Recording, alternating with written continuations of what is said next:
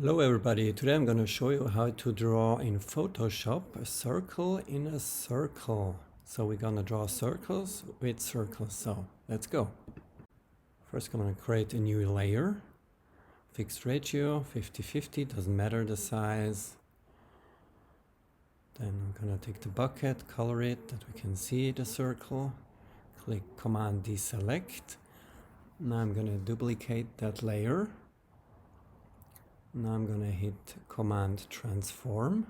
I'm just going to move it a little bit to the side, a little bit offset, and turn it just a little bit, let's say 15 degrees.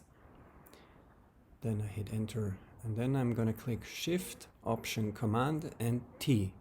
Press T, T, T, T, and now you have a nice full circle full of circles. You can also make that with different forms, so thank you for watching. Goodbye.